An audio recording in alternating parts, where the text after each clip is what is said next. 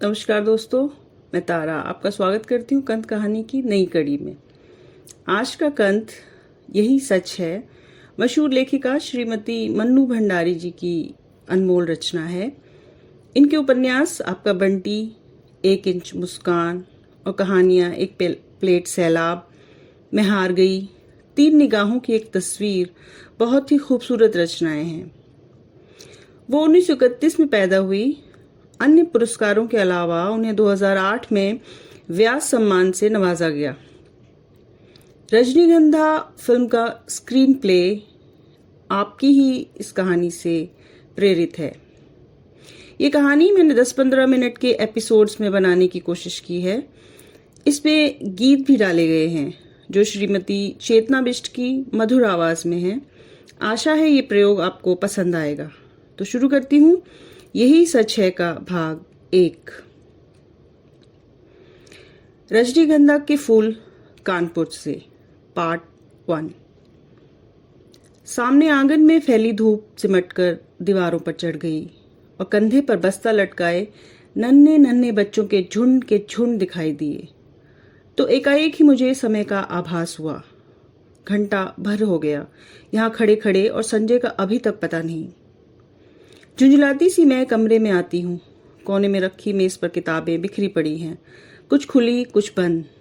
एक क्षण में उन्हें देखती रहती हूँ, फिर बिना किसी उद्देश्य के कपड़ों की अलमारी खोलकर सरसरी सी नजर से कपड़े देखती हूँ। सब बिखरे पड़े हैं।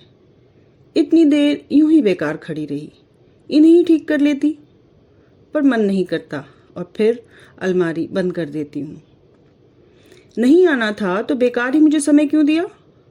फिर यह कोई आज की ही बात है?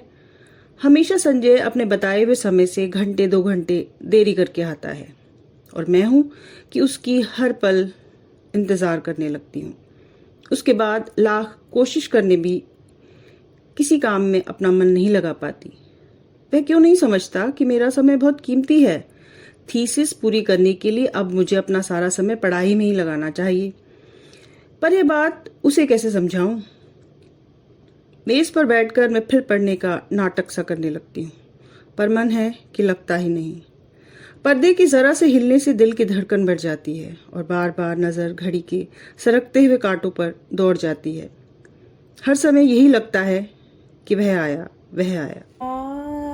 करूं सजनी आए न बालम, का करूं सजनी आए न बालम,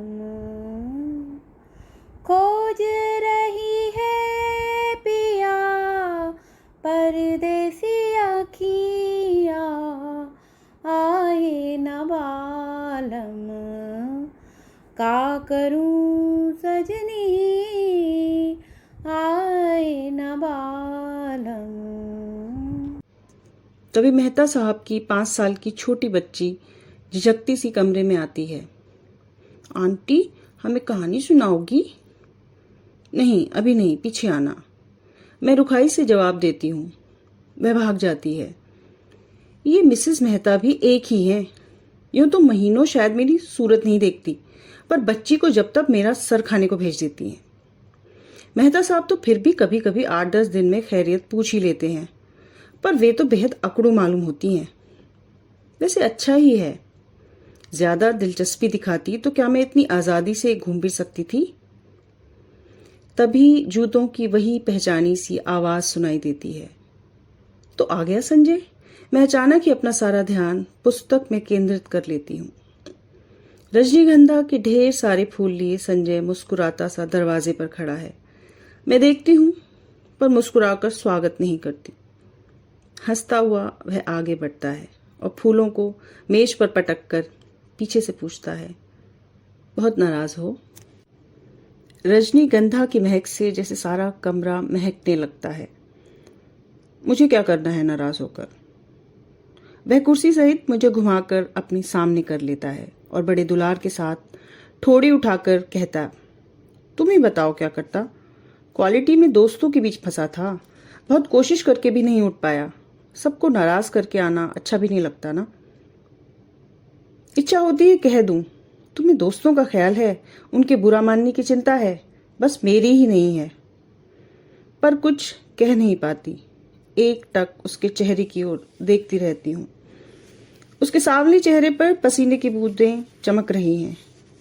कोई और समय होता तो मैं अपने आंचल से इन्हें पहुँच दिया होता, पर आज नहीं। वह मन मन मुस्कुरा रहा है, उसकी आंखें क्षमा याचना कर रही हैं, पर मैं क्या करूं? तभी वह अपनी आदत के अनुसार कुर्सी के हत्थे पर बैठकर मेरे बाल सहलाने लगता है। मुझे उसकी इसी बात पर गुस्सा आता है। हमेशा इसी तरह करेगा और फिर दुनिया भर का लाड़ दुलार दिखलाएगा। वह जानता जो है, इसके आगे मेरा गुस्सा टिक नहीं पाता। फिर उठकर वह फूलदान के पुराने फूल फेंक देता है और नए फूल लगाता है। फूल सजाने में वह इतना कुशल है। एक बार मैंने यूं ही कह दिया था कि मुझे रजनीगंधा के फूल बड़े पसंद हैं, तो उसने नियम ही बना लिया कि हर चौथे दिन ढेर सारे फूल लेकर मेरे कमरे में लगा देता है। और अब तो मुझे इसकी आदत हो गई है, और एक भी दिन कमरे में फूल न रहें तो न पढ़ने में मन न लगता है न सोने में। ये फूल जैसे संजय के होने का आभास देते रहते हैं।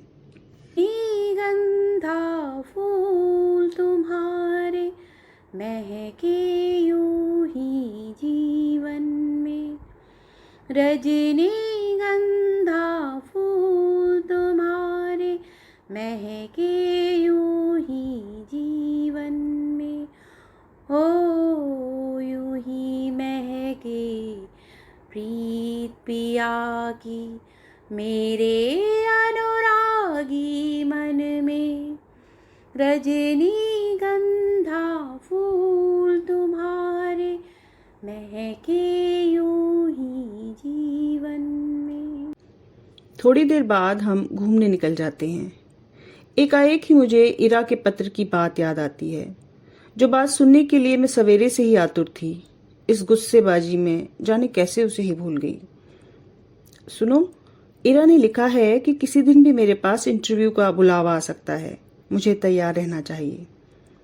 कहाँ? कलकत्ता से? कुछ याद करते हुए संजय पूछता है, और फिर एकाएक ही उछल पड़ता है। यदि तुम्हें वो जॉब मिल जाए तो मजा आ जाए दीपा, मजा आ जाए। हम सड़क पर हैं, नहीं तो जरूर वो कोई उल्टी हरकत कर देता। जाने क्यों मुझे उसका इस प्रकार खुश होना पसंद नहीं आता। क्या वह चाहता है कि मैं कलकत्ता चली जाऊं, उससे दूर? तभी सुनाई देता है, तुम्हें ये जॉब मिल जाए तो मैं भी अपना तबादला कलकत्ता ही करवा लूं, हेड ऑफिस में। यहाँ की रोज की किचकिच से तो मेरा मन उब गया है। कितनी ही बार सोचा कि तबादले की कोशिश करूं, पर तुम्हारे ख्याल ने हमेशा मुझे बांध लिया। ऑफिस में तो शांति हो जाएगी, पर मेरी शामें कितनी वीरान हो जाएंगी। उसके स्वर की मिठास ने मुझे छू लिया। एकाएक ही मुझे लगने लगा कि रात बड़ी सुहावनी हो चली है। हम दूर निकलकर अपनी प्रिय टेकरी पर जाकर बैठ जाते हैं। दूर दूर तक हल्की सी चांदनी फैली हुई है, और शहर की तरह यहाँ का वातावरण धुएं से भरा हुआ नहीं है। वह दोनों पैर फैलाकर बैठ जाता है और घंटों मुझे अपने ऑफिस के झगड़े की बात सुनाता है, और फिर कलकत्ता जाकर साथ जीवन बिताने की योजनाएं बनाता है। मैं कुछ नहीं बोलती, बस एक टक उसे देखती रहती हूँ। जब वह चुप हो जाता है तो मैं बोलती हूँ, मुझे तो इंटरव्यू में जाते हुए भी बड़ा डर लगता है। पता नहीं कैसे कैसे पूछते होंगे। मेरे लिए तो ये पहला मौका ही है। वह खिलखिलाकर हंस पड़ता है। तुम भी एक मूर्ख हो, घर से दूर यहाँ कमरा लेकर अकेली रहती हो, रिसर्च कर रही हो, दुनिया भर में घूमती फिरती हो, और इंटरव्यू के नाम से डर लगता है? क्यों? और गाल पर हल्की सी चपत जमा देता है। फिर समझाता हुआ कहता है, और देखो आजकल ये इंटरव्यू आदि सब दिखावा मात्र हैं, वहां किसी जान पहचान वाले से इन्फ्लुएंस डलवाना जाकर। पर कलकत्ता में तो मेरे जान पहचान का कोई नहीं, बिल्कुल नई जगह है। वहां इरा को छोड़कर मैं किसी को जानती भी नहीं। अब उन लोगों की कोई जान पहचान हो तो दूसरी बात है। और किसी को नहीं जानती? फिर मेरे चेहरे पर नजरें गड़ाकर पूछता है, निशीत भी तो है वहीं? होगा, मुझे क्या करना उससे? पता नहीं क्यों मुझे लग ही रहा था कि अब वह यही बात कहेगा। कुछ नहीं करना, वह छेड़ने के लहजे में कहता है, और मैं भभक पड़ती हूँ। देखो संजय, मैं 1000 बार तुमसे कह चुकी हूँ कि उसे लेकर मुझे मजाक मत किया करो। मुझे इस तरह का मजाक जरा भी पसंद नहीं है। वह खिलखिलाकर हंस पड़ता है, पर मेरा तो मूड ही खराब हो जाता है। हम लौट पड़ते हैं। वह मुझे खुश करने के इरादे से मेरे कंधे पर हाथ रख देता है। मैं झपट कर हाथ हटा देती हूँ। क्या कर रहे हो? कोई देख लेगा तो क्या कहेगा? कौन है यहाँ जो देख लेगा? और देख लेगा तो देख ले, आप ही चिढ़ेगा। नहीं, हमें पसंद नहीं है बेशर्मी। और सच ही मुझे रास्ते में ऐसी हरकतें पसंद नहीं हैं, चाहे रास्ता वीरान ही क्यों ना हो। पर है तो रास्ता ही, फिर कानपुर जैसी जगह। कमरे में लौटकर मैं उसे बैठने को कहती हूँ, पर वह बैठता नहीं, वह चला जाता है। मैं बाहर बालकनी में निकलकर उसे देखती रहती हूँ। उसका आकार छोटा होते होते सड़क के मोड़ पर जाकर लुप्त हो जाता है। मैं उधर ही देखती रहती हूँ, बिना बात सी, खोई खोई सी। फिर आकर पढ़ने बैठ जाती हूँ। रात में सोती हूँ तो देर तक मेरी आंखें मेज पर लगे रजनीगंधा के फूलों को ही निहारती रहती हैं। जाने क्यों अक्सर मुझे भ्रम हो जाता है कि ये फूल नहीं हैं, मानो संजय की अनगिनत आंखें हैं जो मुझे देख रही हैं, सहला रही हैं, दुलार रही हैं। और अपने को यूं असंख्य आंखों से निरंतर देखे जाने की कल्पना से ही मैं शर्मा जाती हूँ। मैंने संजय को भी एक बार यह बात बताई थी, तो वह खूब हंसा था और फिर मेरे बालों को सहलाते हुए उसने कहा था कि मैं पागल हूँ, निरी मूर्खा हूँ। कौन जाने, शायद उसका कहना ही ठीक हो, शायद मैं पागल ही हूँ।